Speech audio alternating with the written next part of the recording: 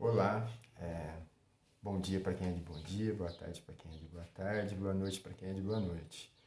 Hoje estamos aqui para dar continuidade à nossa aula de filosofia política e vamos fazer um comentário sobre o Leviatã de Thomas Hobbes. Esse comentário vai ser dividido em duas partes, ou melhor, em dois módulos.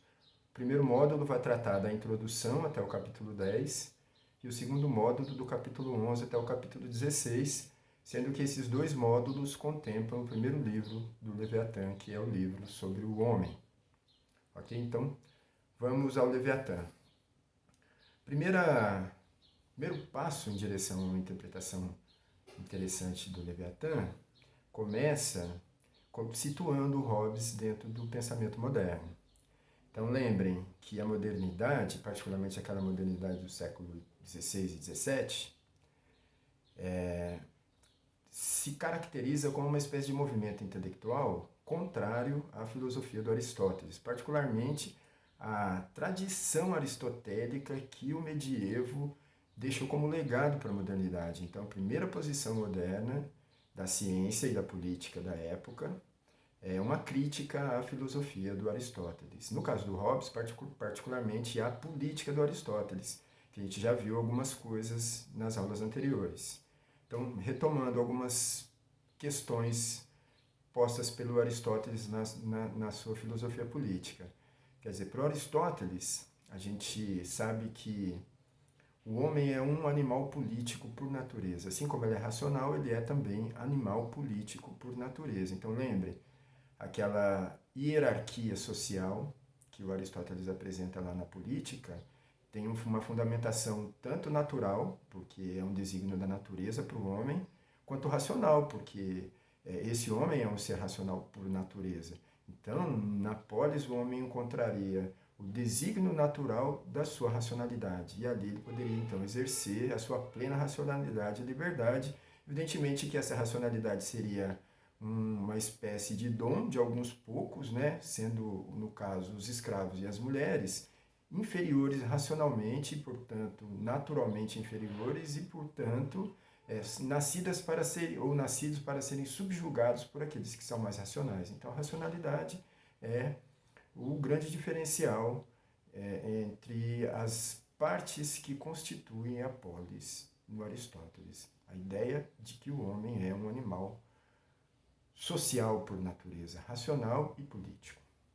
Bom, o Hobbes, já no século XVII, apresenta essa sua filosofia política se posicionando contrária a essa leitura aristotélica de que o homem seria um animal político por natureza.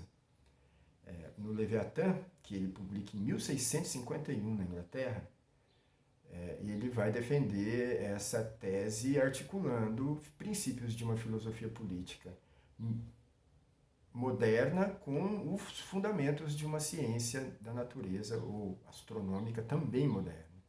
Então, pensem, o Hobbes, quando ele publica o Leviatã, ele já tinha lançado outros dois livros sobre filosofia política, Os Elementos da Lei Natural e Política e o De Cive.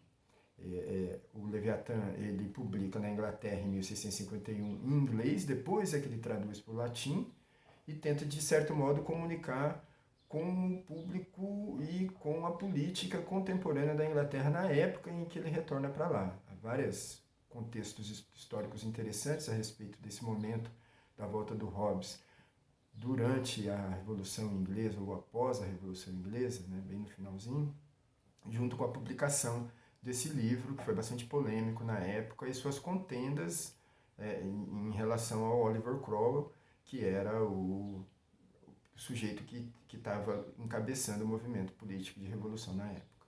Bom, então o Hobbes lança o Leviatã. O que é o Leviatã?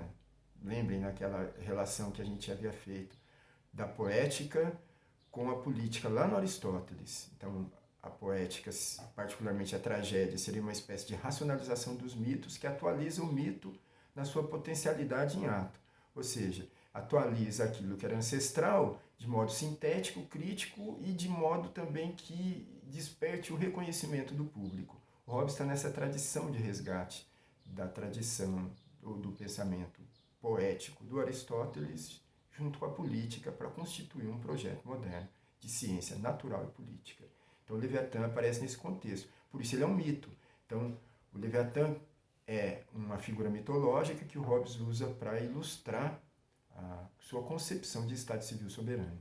Bom, essa imagem aparece e Hobbes se apropria a partir da Bíblia, particularmente do livro de Jó. E lá no livro de Jó, o Leviatã aparece como se fosse uma espécie de quimera, um monstro marinho que representa o limite de navegação para os homens. Então, aquelas águas profundas onde os homens não conseguiam navegar, ou se navegavam ou não voltavam, eram conhecidos como os domínios do Leviatã. É uma espécie de poder soberano, misterioso, enigmático e ao mesmo tempo monstruoso. Então o Hobbes utiliza essa figura para ilustrar a ideia de que o Estado civil moderno que ele está tentando apresentar é a representação do limite. O Estado seria o limite em si, ou ele estabeleceria, né, na sua existência constitucional, o limite das ações humanas, do comportamento humano, do que é permitido e do que não é permitido, etc. Bom, mas também o Leviatã, além disso, ele é retratado historicamente ou ancestralmente como uma espécie de máquina. Dizem, né, as lendas que o Leviatã era uma espécie de monstro marinho maquinal, uma espécie de submarino, pensem, atômico ou coisa desse tipo, que ficava circundando as águas profundas do mar adentro no intuito de proteger ou de estabelecer os limites de navegação da cidade de Atlantis. Então, os Atlântides é que supostamente teriam construído o Leviatã não como um monstro marinho natural, porém como uma espécie de máquina, ou uma máquina de guerra, mais precisamente. Então, o fato é o seguinte, que nos vários relatos que aparecem a respeito da figura mitológica do Leviatã, ele aparece como uma espécie de limite, aquele que estabelece o limite das navegações profundas, do além-mar.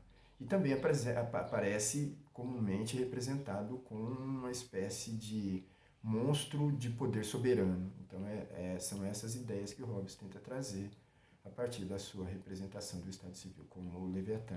Porém, o Leviatã tem um outro título também, se chama Leviatã, ou Matéria, Forma e Poder de um Estado Civil e Eclesiástico. Então, quando o Hobbes traz a figura do Leviatã para pensar a política moderna, ele, de certo modo, está tentando trazer aqueles elementos que seriam fundamentais ou constitucionais do próprio Estado para ele. Então, seria preciso e necessário pensar a forma, o poder e a matéria do Estado. Todos esses elementos constituem ou se encontram no homem. O homem é a forma, a matéria e o poder do Estado civil. Porém, esse homem, na medida em que ele é considerado uma espécie de lobo programado, ou máquina programada para se autoconservar, o Estado criado segundo a representação desse homem tem que ser maquinal também. Porém, na medida em que esse homem ele tem um poder soberano superior aos demais homens, ele tem, por assim dizer, um poder de vida e de morte, que é um poder divino, por isso o Estado é eclesiástico. Então Hobbes diz assim, essas formas e esses elementos todos que constituem o Estado civil voltam sempre para o homem, que é a matéria e o artífice do Estado. Tá? Ele vai considerar isso logo de entrada, quando ele vai fazer uma espécie de introdução ou oferecimento, agradecimento do livro, que é a abertura. Aí ele apresenta a introdução do Leviatã, onde, de certo modo, ele tenta sintetizar a sua ideia mecanicista de uma natureza natural, por assim dizer, e de uma natureza humana, bem como de uma natureza política. Então ele diz o seguinte, que a natureza é a arte mediante a qual Deus criou e governa o mundo. Então percebam que coisa curiosa, a natureza é uma espécie de artifício divino.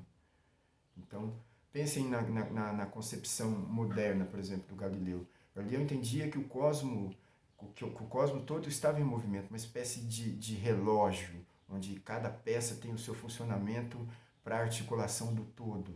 Então isso teria sido composto desde o início, segundo regras racionais de um Deus criador. O Hobbes, pelo menos, interpreta assim, né? Diz então, essas regras mediante as quais Deus criou o universo, ele criou também o planeta Terra. E essas regras são as regras do movimento, da autoconservação do movimento da matéria. Então, uma vez que o planeta Terra foi criado segundo essas leis, tudo que está no planeta Terra também tende a seguir essas leis, inclusive o homem e o Estado, assim como todos os outros animais e entes criados pela natureza. Então, a natureza é matéria e movimento. Tá? E ele vai dizer assim, ó, essa arte, mediante a qual Deus fez e conserva tudo no mundo, é imitada pelo homem. Então, o homem é um grande imitador. Ele imita a natureza. Ele imita a natureza constituindo autômatos, outras máquinas. Inclusive a maior de todas as máquinas, que é o Estado. E o Estado, no caso aqui, segundo Hobbes, logo na introdução é criado a semelhança, né, segundo a imagem e semelhança do próprio homem. E o homem, enquanto uma criatura feita pelas mãos divinas, é uma espécie de máquina, inclusive. Inclusive, essa é a tese do Hobbes, que o homem é uma espécie de máquina, porque a vida humana não é senão um movimento da matéria. Uma vez que esse homem constitui o Estado civil, a sua imagem e semelhança, esse Estado criado à imagem e semelhança do homem-máquina só pode ser também um Estado-máquina. E é aqui que ele apresenta essa tese de que a sua obra é uma obra política que parte do homem. Por isso, o primeiro livro, inclusive, vai ser sobre o homem. Ele vai dizer, o homem é tanto a matéria quanto o artífice do Estado. Mas vejam, esse homem que o Hobbes está apresentando aqui não é o mesmo homem aristotélico. Muito pelo contrário, ele é oposto ao homem aristotélico. O homem aristotélico era racional por natureza e político por natureza. Aqui o Hobbes diz que não, que o homem não nasce nem racional e nem político por natureza. Essas coisas todas ele vai adquirir ou vai adquirindo na medida em que ele está em convívio com os outros, ou seja, na vida social e política. Tá? Então, vejam que a concepção de homem aqui do Hobbes é bastante diferente daquela defendida por Aristóteles. Ela é oposta, na verdade, àquela defendida por Aristóteles. Então, veja, ele apresenta esse projeto inicial mecanicista já na introdução do Leviatã e depois ele começa a tratar do homem. E a primeira coisa que ele vai falar do homem não é a razão, como seria da perspectiva aristotélica. Definir o homem é apresentar primeiramente a racionalidade. Ele vai dizer, não, a primeira coisa que define o homem é a sua sensação. Então veja como difere significativamente do projeto aristotélico aqui. A primeira coisa importante a ser considerada no estudo do homem é a sensação. E o que é a sensação para o Hobbes? A sensação nada mais é do que o efeito da matéria em movimento no corpo humano. Ou seja, no mundo existe matéria e movimento. É tudo que dá para dizer com certeza que existe. E essas coisas afetam, né, os homens e causam neles a sensação de cor, a sensação de sabor e todos os demais sentidos dos homens nada mais são do que, por assim dizer, efeitos ou reflexos daquilo que está acontecendo fora, da matéria em movimento. Essa matéria está no mundo aqui, na nossa frente, ao contato dos sentidos, mas ele também está no universo como um todo, regendo cada uma das coisas. Então, aquilo que está embaixo é como o que está em cima, e o que está em cima é como o que está embaixo, ou seja, o movimento ele é contínuo, ele é permanente, e a matéria em movimento tende a se conservar sempre em movimento. É esse o princípio de autoconservação que o Hobbes tenta apresentar logo de início, que é o definir o homem como um animal que sente. Então, percebam, a partir dessa definição do homem como um animal que sente, um animal dotado de sensação, não haveria diferença substancial ou fundamental entre o homem e os outros animais. Quer dizer, o homem estaria, por assim dizer, submetido às mesmas regras que os outros animais estariam submetidos, ou seja, a lei de autoconservação de si, da vida, do seu movimento vital. E é aqui que ele vai apresentar a primeira concepção de homem como animal que sente. Bom, e da sensação, ele diz, a sensação nada mais é do que o efeito do movimento que a matéria externa causa sobre os nossos sentidos e produz no nosso interior imagens. Bom, e aí ele vai falar da imaginação, que é o capítulo 2º.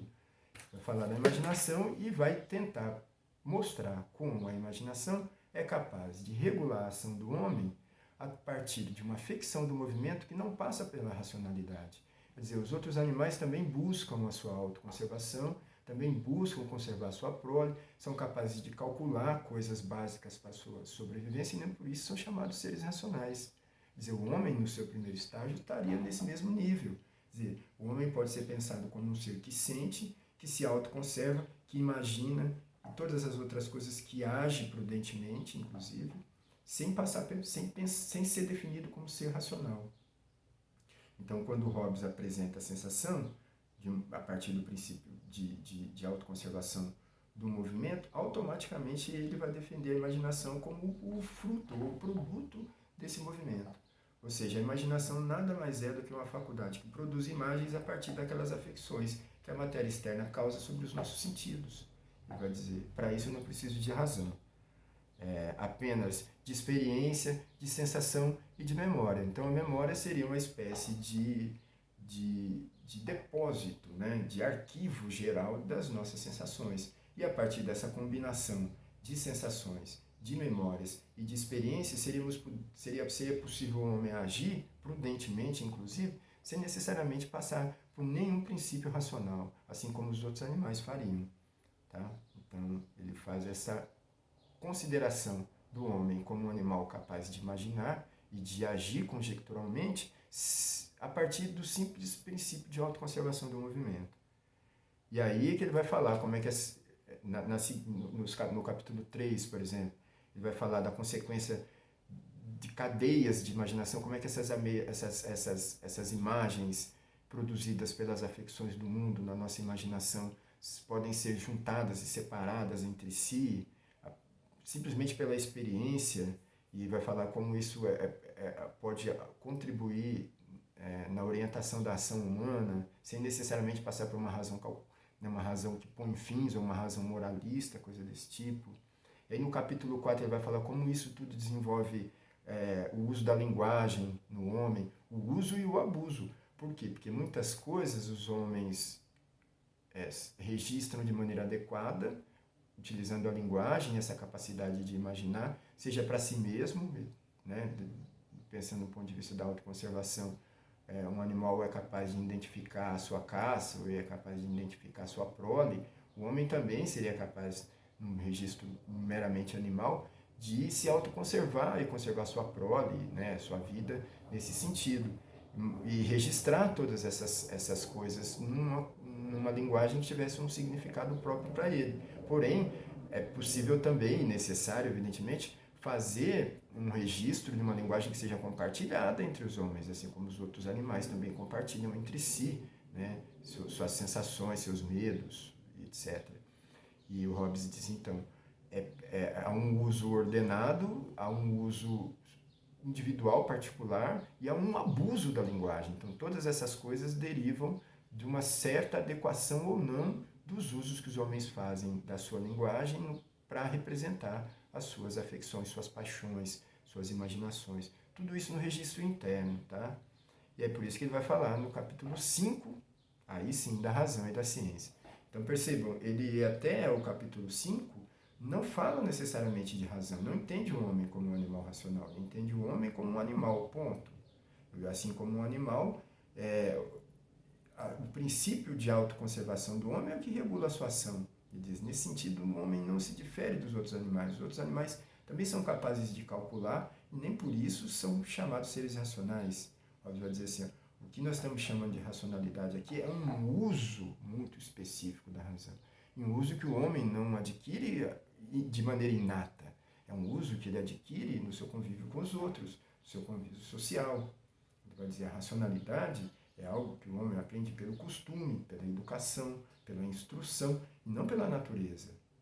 A natureza dota, sim, o homem de inteligência, mas a inteligência do homem serve só para o seu custeio, por assim dizer. Mas isso não difere ele dos outros animais. Então a racionalidade em si, ou a razão em si, não seria capaz de diferir o homem dos outros animais. Porém, os usos que os homens fazem dessa racionalidade, seja para se comunicar com o outro, seja para enganar o outro. E aí, nessa intenção de uso da razão, é que o Hobbes vai encontrar o fundamento diferenciador do homem e o dos outros animais. E é por isso que aqui no capítulo 5 apenas é que ele vai falar da razão e da ciência. O que é a razão, ele vai dizer? A razão, considerada em si mesma, ela é uma faculdade de cálculo. E nesse ponto, os outros animais também teriam essa mesma faculdade. Os animais são capazes de prever tempestades, enfim, a melhor época para se alimentar ou para procriar e coisas desse tipo. Isso tudo envolve uma espécie de inteligência. Porém, isso não significa ser racional, e nem se fazer ciência. O Hobbes diz assim, a racionalidade é aquilo que fundamenta a ciência. E o que é que fundamenta a ciência? Fundamenta a ciência é um costume que os homens têm de fazer um uso X ou Y da linguagem, mais precisamente do uso matemático da linguagem, o uso lógico da linguagem, o uso ordenado, ele vai dizer, da linguagem. Que é uma linguagem utilizada para representar as coisas e não necessariamente para significar as coisas. Então, lá no capítulo 5, ele vai apresentar essa racionalidade, dizendo que a razão ela é um certo uso, ou o que ele está chamando de razão científica, razão lógica, é um certo uso da linguagem que o homem só aprende ou adquire com o costume, com a educação e com a instrução, não com a natureza. Isso difere substancialmente o Hobbes do Aristóteles. Tá? O Aristóteles vai dizer, o homem já nasce racional. O Hobbes vai dizer assim, não, o homem nasce, por assim dizer, inteligente, como qualquer outro animal inteligente também nasce. Porém, isso não difere ele, nem entre si e nem dos outros animais. O que difere ele é esse uso científico, lógico, racional, ordenado, representativo, diríamos, da linguagem. Tá? E é isso que ele vai falar no capítulo 5. Se vocês acompanharem a leitura ali, ele vai falar que as crianças não nascem racionais, elas adquirem a racionalidade através da educação. E que é melhor, inclusive, um homem com a sua prudência natural do que uma razão mal instruída. Tá? Então ele vai fazer algumas críticas aqui também, revelando essa ideia de que o abuso da linguagem leva o homem também sempre ao conflito. Tá? Que a linguagem é uma coisa, ou a razão, uma coisa que deve ser usada de maneira comedida ou instruída. Tá? E aí ele segue nessa mesma linha, falando no capítulo 6 da origem interna dos movimentos voluntários, das paixões, das linguagens que exprimem essas paixões, e vai falar então do mecanicismo geométrico das paixões. Veja, esse momento da filosofia do Hobbes é substancial para a gente entender tanto o seu mecanicismo ético quanto o seu mecanicismo político. Veja, o Hobbes entende o seguinte, que a geometria ela é uma espécie de ciência prática. Por que uma ciência prática?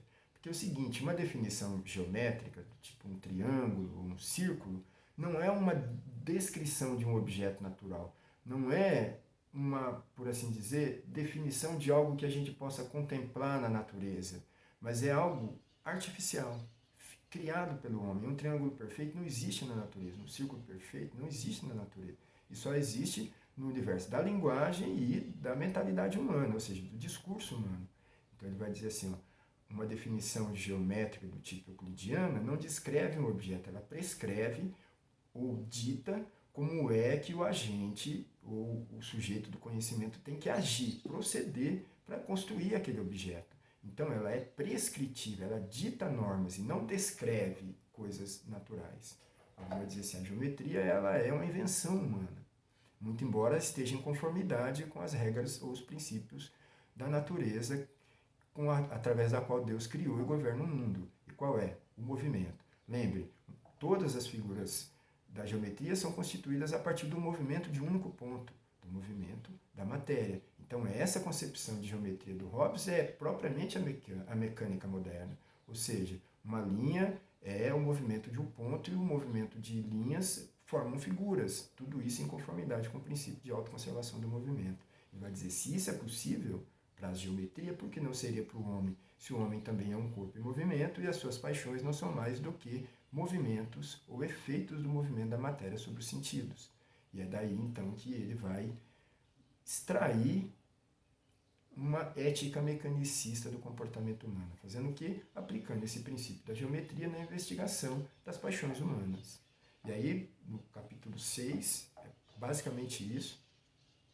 No capítulo 7, ele vai falar como essas questões todas relacionadas à interpretação dos princípios das paixões do comportamento humano levam à constituição de discursos. Esses discursos têm finalidades muito diferentes e podem intervir na mentalidade das pessoas no que diz respeito tanto à expressão, no que diz respeito à comunicação. expressão dos sentidos ou compartilhamento de ideias, né?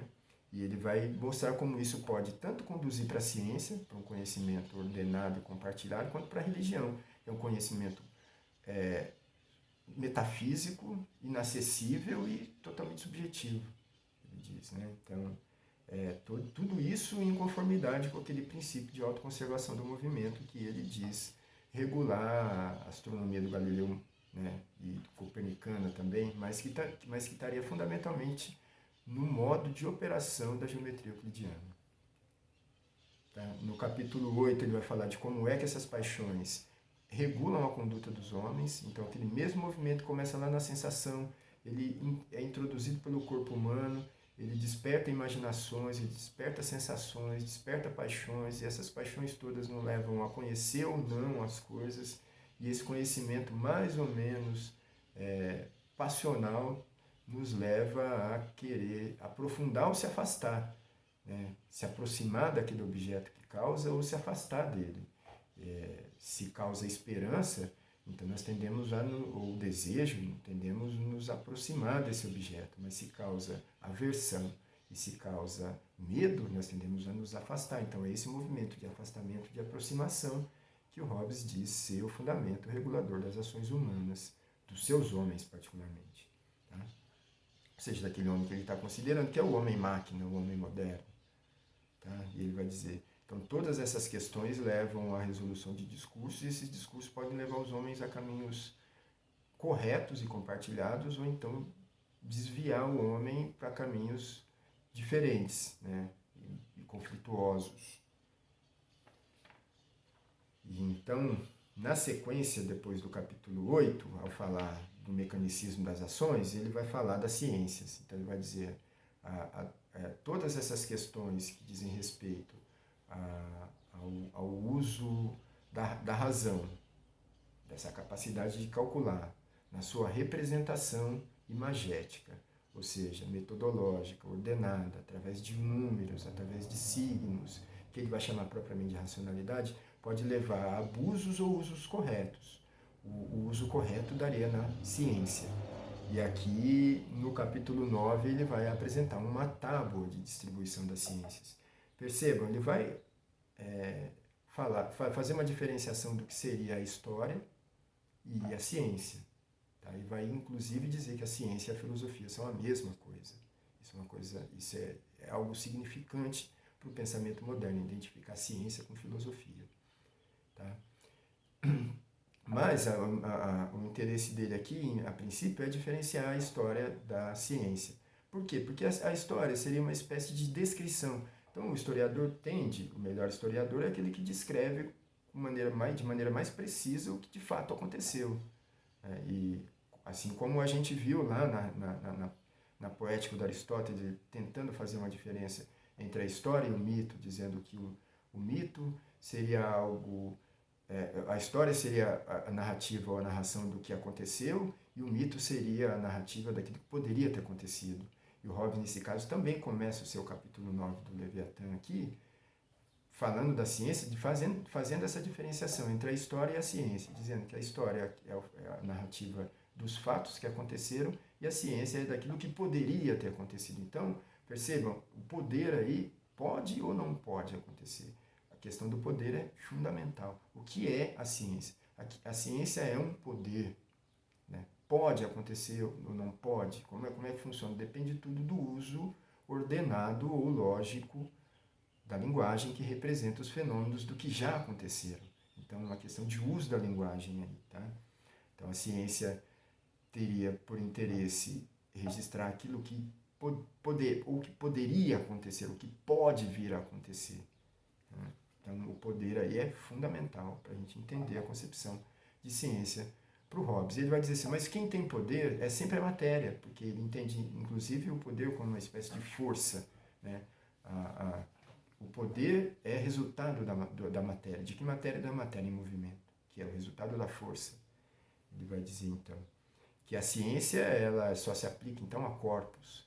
Perceba, uma das diferenças fundamentais desse tipo de pensamento é uma crítica à metafísica, dizendo que a metafísica não pode ser uma ciência. Por que ela não pode ser uma ciência? Porque a substância não é corpo. A apesar da substância ter matéria, ou de ser matéria, se manifestar como matéria, fica uma coisa confusa, mas não é corpo, não dá para delimitar, embora a substância possa ser formal. No caso do Hobbes, ele diz o seguinte, olha só, a ciência é aquilo que trata de corpos, e mais, de corpos em movimentos, e corpos delimitados, tá? A geometria aí é nada de braçada, né? Por quê? Porque a geometria é exatamente aquilo que trata do movimento da matéria simples ou de um ponto atomístico na constituição de corpos figurados. É disso que ele está falando. Ele está falando assim, ó, o que eu estou considerando como ciência é a geometria euclidiana. E no caso dele, a princípio, a geometria euclidiana seria uma espécie de ciência prática. Tá? Teórica e prática. Ela é teórica porque ela parte de princípios axiomáticos, mas ela é prática porque ela instrui a ação do homem a construir coisas, inclusive as figuras, mas também casas, pontes, cidades, mapas, constelações, etc. É uma ciência prática, teórica também. Então, se vocês abrirem o capítulo 9 do Leviatã, aqui ele vai apresentar dois tipos de corpos diferentes, que vão dar dois modelos de ciência diferentes. Uns corpos são corpos naturais e outros corpos que são corpos artificiais.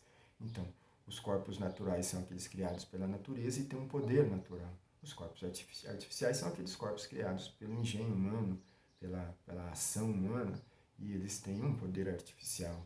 Vai dizer, do primeiro tipo, são todos os corpos naturais, os animais, os minerais e até o próprio homem, de certo modo. Do outro lado, os corpos políticos,